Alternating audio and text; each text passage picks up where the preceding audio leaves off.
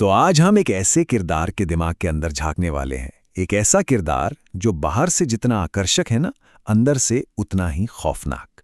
चलिए मिलकर Patrick Bateman की इस दुनिया को समझने की कोशिश करते हैं। जरा सोचिए, क्या हो अगर सबसे खतरनाक इंसान देखने में सबसे ज्यादा कामयाब लगे। मतलब परफेक्ट सूट, शानदार नौकरी और चेहरे पर एक दिलकश मुस्कान। लेकिन उस पूरी चमक दमक के पीछे सिर्फ एक गहरा भयानक खालीपन हो तो।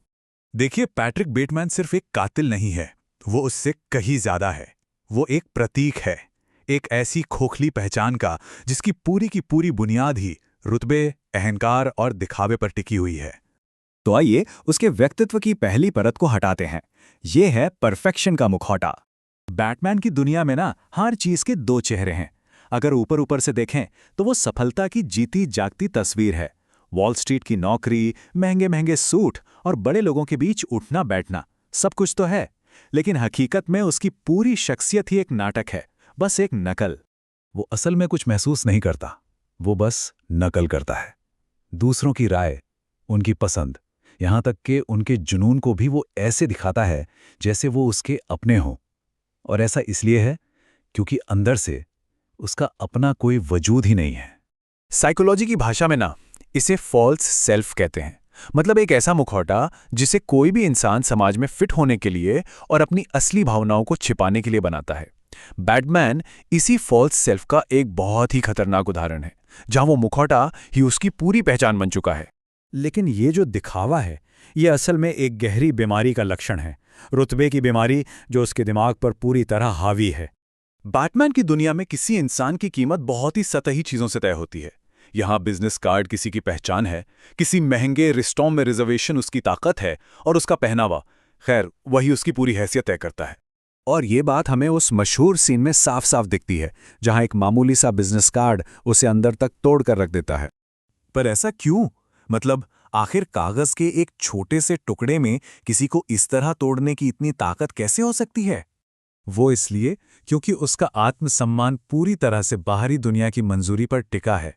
जैसे ही कोई उससे बेहतर नजर आता है, उसकी पहचान का वो शीश महल बिखरने लगता है। और जब ये दिखावे की दुनिया उसे बार बार उसके खालीपन का एहसास कराती है, तो वो एक बेहद खौफनाक रास्ते पर निकल पड़ता है। अब बात करते हैं हिंसा की, एक एहसास के तौर पर। बैटमैन की हिंसा बेवजह नहीं है। असल में उसके लिए ये कुछ महसूस करने का इकलौता जरिया है। एक ऐसी दुनिया जहां वो खुद को शक्तिहीन महसूस करता है, वहां कंट्रोल हासिल करने का एक तरीका। और सबसे बढ़कर अपने अंदर के उस गहरे खालीपन से भागने की एक हताश कोशिश। हिंसा ही उसकी एकमात्र असली भावना बन जाती है। लेकिन यहां कहानी एक बहुत ही उलझा हुआ सवाल खड़ा करती है। क्या ये सब जो हमने देखा वो असल में हुआ भी था? और यही सवाल हमें कहानी के सबसे परेशान करने वाले पहलू तक ले आता है, यानी भ्रम की हकीकत। ये कहानी जानबूझकर हकीकत और वहम के बीच की लकीर को धुंधला कर देती है। उसके भयानक अपराधों पर किसी का ध्यान नहीं जाता।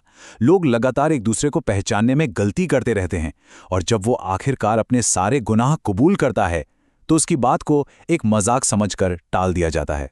और ये एक बहुत ही डरावनी सामाजिक सच्चाई की ओर इशारा करता है कि एक सतही समाज में एक राक्षस भी अनदेखा रह सकता है, बस शर्त यह है कि वो उस सिस्टम में बिल्कुल फिट बैठता हो। तो फिर बैटमैन का अंजाम क्या होता है? उसकी सजा क्या है? ये हमें हमारे अंतिम पड़ाव पर लाता है, जो है खालीपन की सजा। पैट्रिक बेटमैन का किरदार महज एक कहानी नहीं है, बल्कि एक चेतावनी है।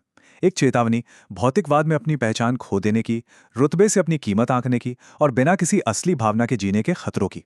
आखिर में बैटमैन को जेल नहीं होती, क्योंकि उसकी असली सजा बाहरी नहीं बल्कि अंदरूनी है। वो अपने ही बनाए हुए खालीपन में हमेशा के लिए कैद हो जाता है। तो आखिरी सवाल बस यही है, क्या पैट्रिक बेटमैन सिर्फ एक कातिल है, या फिर कहीं वो उस दुनिया का एक एक्सट्रीम वर्जन तो नहीं जिसमें हम पहले से ही जी रहे हैं? हाँ, ये एक ऐसा सवाल है जिसका जवाब शायद हमें अपने आसपास ही खोजना होगा।